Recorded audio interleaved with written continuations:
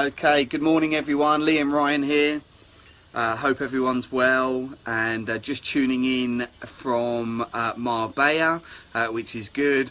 Feeling a little bit, just got back from the gym, and I was having a workout this morning, and I kept thinking to myself, what are some of people's biggest challenges at the moment in property when they're trying to get their next or first, let's just say, bigger deal over the line? A commercial conversion, or let's say a land development deal. And a lot of people recently have contacted me on Facebook, and a lot of people that I speak to, and one of their biggest frustrations is getting deals over the line and having a constant deal flow, where they can obviously go and get a deal, get their first commercial, first land deal through. And people keep telling me, but Liam, everything's gone in the market, the deals aren't stacking up, I'm feeling frustrated, I want to give up. And maybe that's you as well, and if that is you, I feel your frustrations, because I don't think there's a property developer out there at the moment that isn't feeling that type of pain. But the good news is that there is loads of deals available. You're probably just not approaching it in the right way.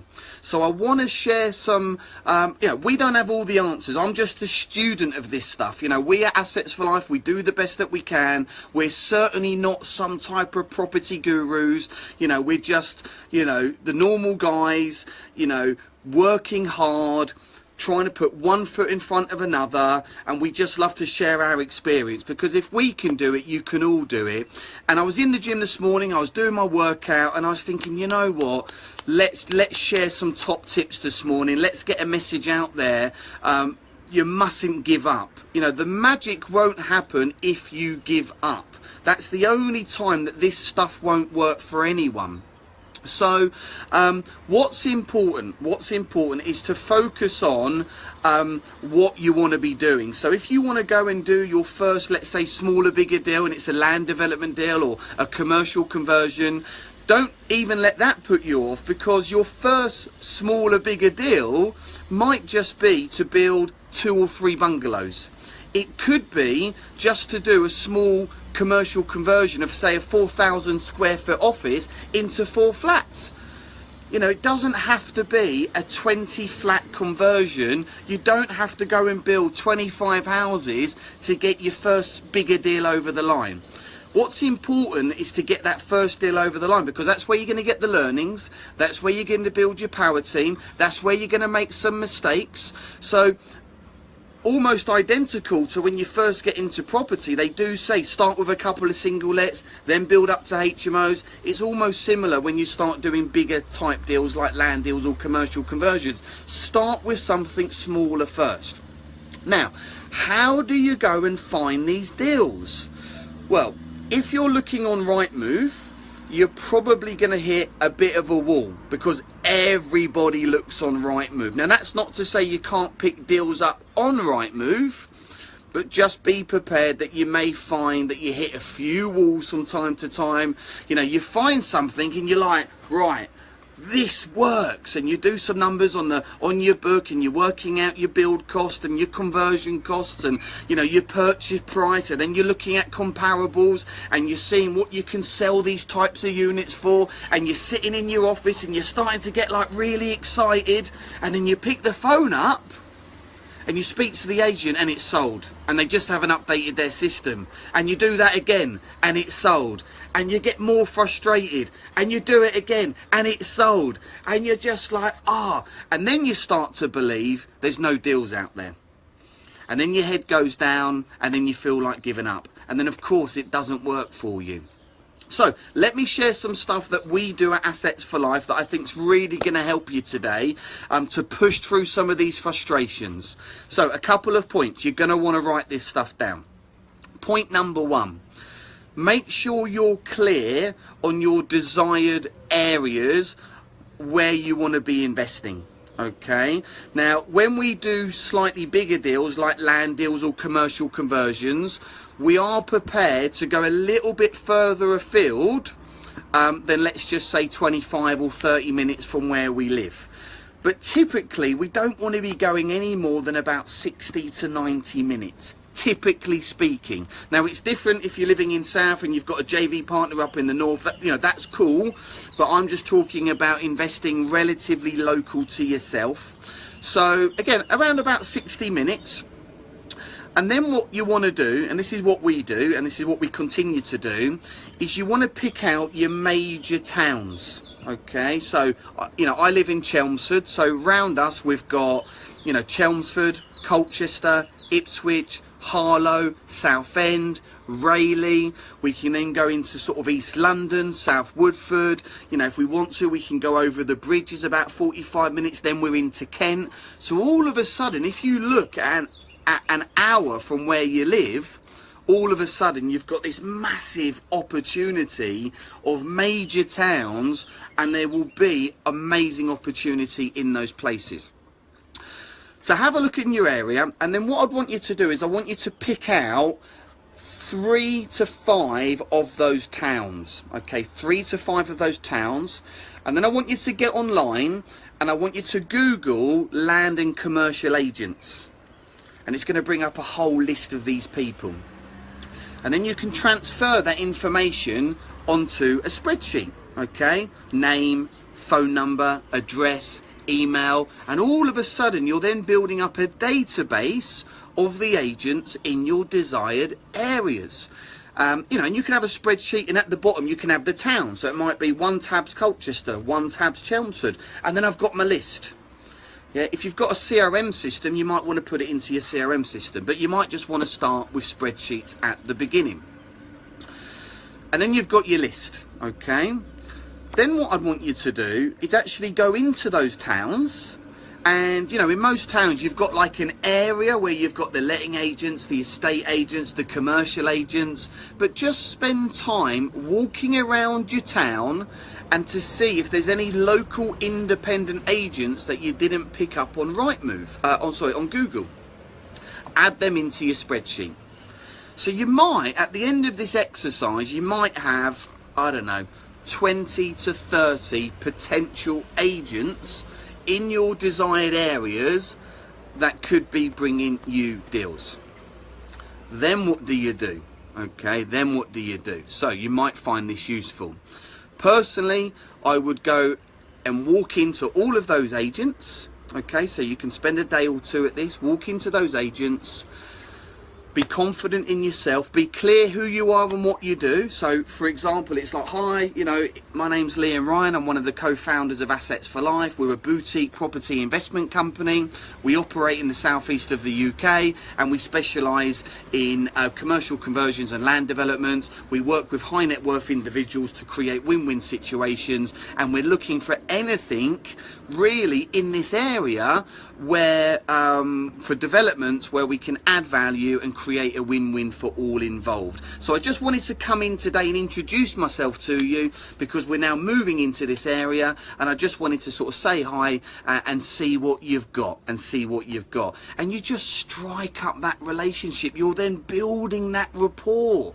You're building that rapport with that agent, and you might do that. But you know, when you're doing this for the first time, will you be crapping your pants a little bit? Yeah, you probably will be. Don't worry about it. Will you maybe mess up 1 or 2 conversations? Yeah, maybe. But it doesn't matter, because you've got like 30 of these to go at. And practice makes perfect. And you just got to go and do this stuff. You've got to be seen, you've got to be heard, you've got to earn the honour. Now this is something that we do, and I'm not saying this is right or this is wrong, it's just something we do at the start. When we go and introduce ourselves to a new agent, we're not that specific on exactly what we want. Now ideally, we want office to residential, okay, but who the hell doesn't, yeah? Office to residential where we can apply prior approval, or we want a land deal which has already got planning and there's 30% margin in it. But who doesn't want that? If I went in and said that to every agent, they'd probably laugh at me. So, you know, we just tend to be a little bit sort of broad brush. You know, we're looking for, you know, maybe some pubs, maybe clubs, nursing homes, land with or without planning, offices. You know, we've got access to a whole wide range of high net worth individuals, and they're looking for different opportunities all of the time. Why do we do that? Well, we want to get out viewing.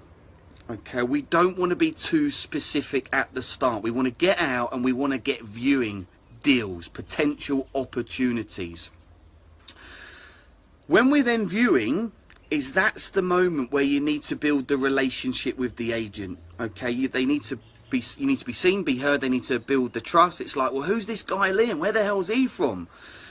So when you're out doing the viewing, that's the time where you spend time with the agent, getting to know them, ask them certain questions. You know, how long have you been working for Savills? You know, are you busy at the moment? What's the market like? And you're just finding out where they're at and what they're doing. And then what's important is to start telling them about your vision and really what your company represents. Because if they like you and they trust you, you'll become on their radar 100%. So you go do the viewings, and this is something which I find people find difficult, but it's not that difficult if you just try and do it. So we might be out on a viewing, and I might be with an agent, okay? I don't really do this now. I certainly done it at the beginning, but I've got people in my team now that go out there and go and source the deals and do the initial viewings and do the initial deal analysis. You know, my wonderful business partner, Jay Munoz, you know, the brains of the operation, you know, he's the numbers guy. You know, he's the numbers guy, so he pretty much takes this role on, and I support him and help him, and he supports and helps me with what I do, you know, and I focus on different areas of the business, and by doing that, we're able to scale and grow a lot quicker. But certainly in the early days, you know, I might be out with an agent, and let's just say this agent's called John, and I say to John, you know what, John, I definitely feel there's some synergy between us. While we're here, I tell you what, let's go and have a quick coffee, and let me tell you a little bit more about Assets for Life and how we can create a win-win situation. Now, when I first done that, a couple of agents rejected my coffee, and that was okay. You know, the more no's you get, the closer you are to a yes. It's just the game. You know, the more no's you get, the closer you are to the yes. So, you know, expect rejection. You know, not everyone's going to do what you want them to do when you want to do it. Perseverance, repetition and consistency equals success. And then you will get an agent that'll say, yeah, great, let's have a coffee. You sit down, you get to know them, what are you up to at the weekend? And that's how that starts. Now, what's then important is that you've got your list of agents. Some you'll get on really well with. Some will say they haven't got any deals.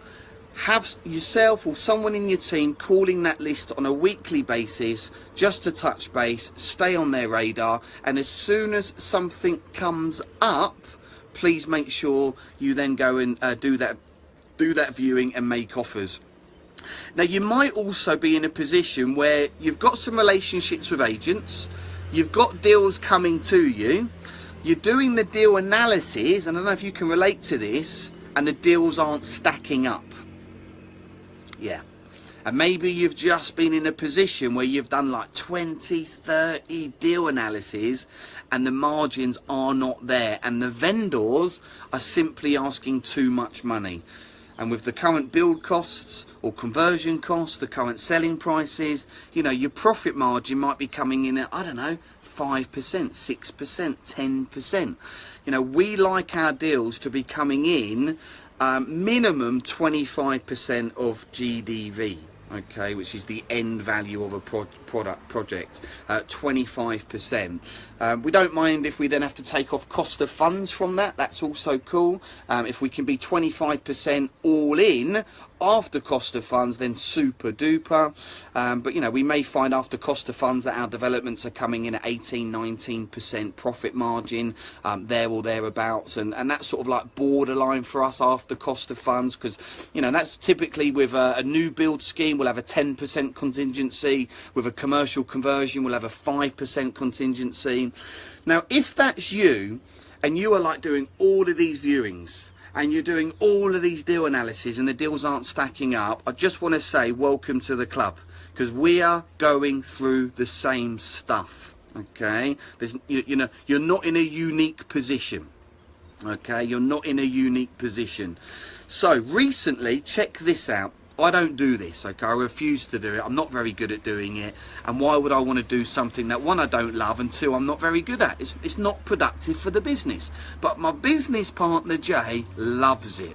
So he has recently done 65 deal analyses for one deal to stack. 65 for one, okay? So, but that one deal, we're now front runners. Check this out. We're front runners. We should be hearing back any day now, and this is a GDV will be of about 4 million. It's a museum, very, very attractive building.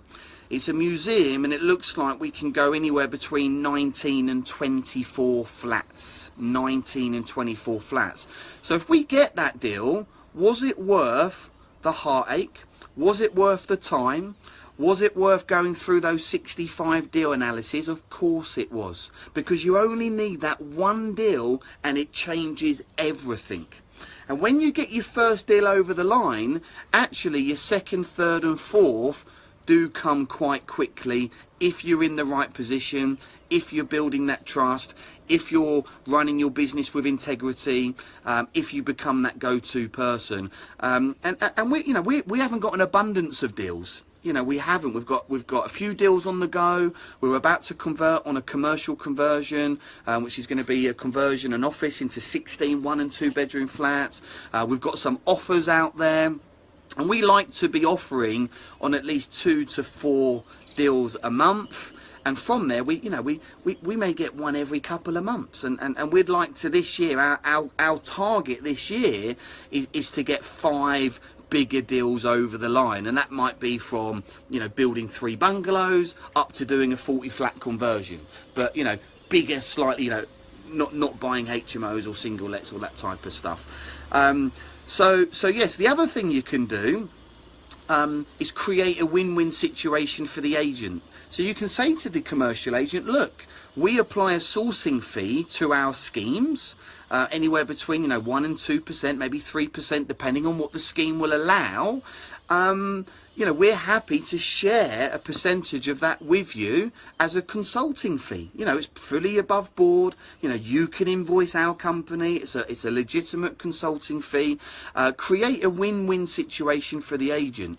You know, you don't have to do anything under the table. You know, no brown envelopes here. It's all above board. And you want to just make sure that everyone in your team is looked after. Everyone is getting a piece of the pie. And by doing that and not being greedy, you're going to get more deals come to you. So a couple of questions. When was the last time you took an agent out for coffee? When? Have you recently taken an agent out for lunch or dinner? When you've completed on a deal, okay, you know, a single let, HMO, commercial, land deal, whatever, have you gone and celebrated with the agent? Have you created a win-win? Have you treated them to a bottle of champagne? If it's a woman, have you sent a bunch of flowers into the office? Don't know. So a few questions to ask yourself on how you can strengthen and build a much better relationship with the agents that you're currently dealing with. When you're out on viewings, are you asking to go for a coffee? Probably not, because you're probably crapping your pants a little bit. Get over that. Okay, push through that boundary. Build relationships, build rapport, you'll start getting the deals. So anyway, yeah, hopefully that's helped some of you. A few people saying good morning to me. Yeah, hi, you Craig. Hope you're well, mate. Great stuff on Facebook from you guys. Royston is saying, morning, Liam, great start. Loads of people are joining. Well, thanks for tuning in. It's lovely to see you all. We're having an absolute great time here in Marbella. You probably saw from my Facebook posts a couple of days ago, I'm now an engaged man. I'm now an engaged man. So me and Holly got engaged. She said yes. Like, brilliant. And we've actually got like a nice engagement dinner this evening with some close friends. So we're going out to our favourite restaurant, which is called Cabana Niguelis. It's a really nice Argentinian steak place on the Golden Mile in Marbella. They do the most amazing like Argentinian sausage, and they do fried ice cream. And I have treated myself a little bit this week to some unhealthy food. I can't be healthy all the time. I like to have a pig out with pizzas and the odd burger and milkshakes. That's my thing, milkshakes. But no, we're having a great week, and you know, it's been awesome. It's great to connect with you all here this morning. So, you know, wherever you're at in your journeys, please just don't give up. You know, take on board some of the pointers that I've said. You know, try it out, see how that goes. Remember, to get something different, you've got to do something different. Just while I'm online, I will sort of invite any questions or shares just before I go. So if there's anyone watching, if you've got a question about deal sourcing or getting your first deal over the line, making offers, wealth creation, anything like that, then now's the time. Or if you've got a share about something that's happened to you this week, and you know, something positive or something you're finding a bit of a struggle, then I'm happy to stay online for a few more moments.